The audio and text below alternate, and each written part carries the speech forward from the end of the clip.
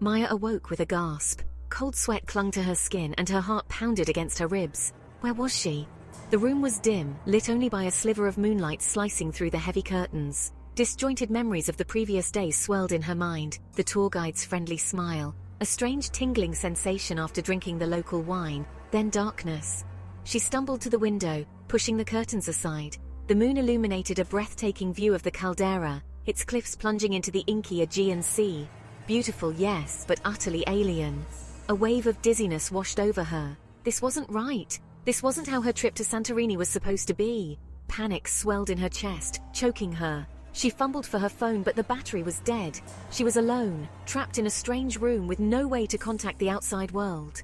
A chill wind whipped through the open window, carrying with it the faint scent of sulfur and something else, something metallic and sharp that sent a shiver down her spine. Fear, raw and primal, tightened its grip on Maya's throat. She was in danger. She could feel it.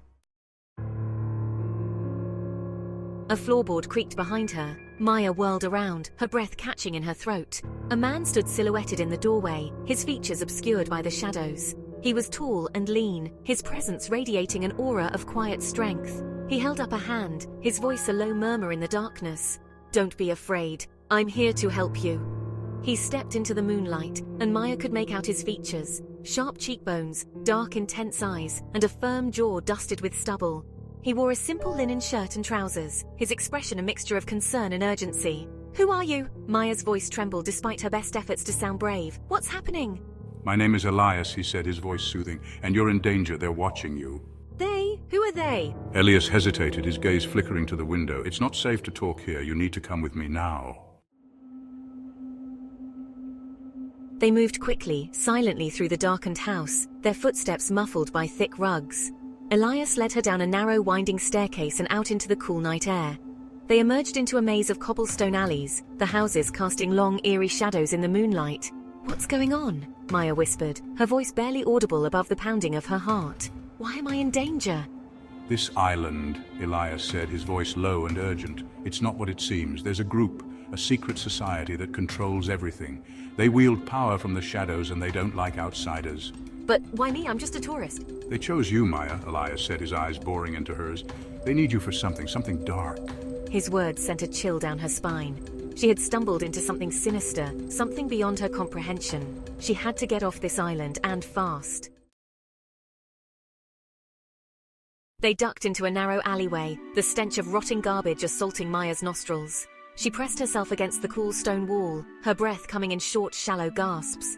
Trusting Elias was a risk, a leap of faith into the unknown. But what choice did she have? What do they want from me? She whispered, her voice trembling. "I don't know," Elias admitted, his expression grim, "but I won't let them hurt you, I promise."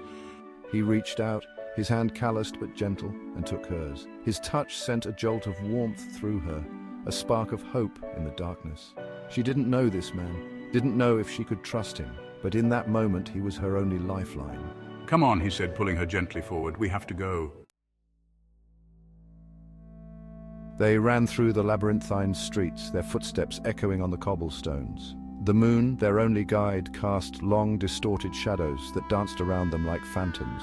Maya's lungs burned, her legs screamed for her to stop, but she pushed on, fueled by adrenaline and fear. They dodged past late-night revelers, their laughter jarring in the tense silence of the night. Elias seemed to know these streets like the back of his hand, leading her through hidden passages and narrow alleyways. He moved with a quiet grace, his eyes constantly scanning their surroundings. Suddenly, a harsh voice shattered the night. "There they are! Don't let them escape!" Footsteps pounded behind them, heavy and relentless. They were being pursued. They burst out onto the waterfront, the smell of salt air heavy in the air. A small fishing boat bobbed gently in the harbor, its engine idling. Elias pulled her towards it, his grip on her hand tightening. A burly man stood at the helm, his face etched with concern. "Elias, what's going on?" "No time to explain, Dimitri," Elias said, pushing Maya towards the boat. "We have to go, now." As they cast off, Maya risked a glance back at the receding shoreline. The island, once a paradise, now felt like a prison she'd barely escaped. She had traded one cage for another, her fate uncertain.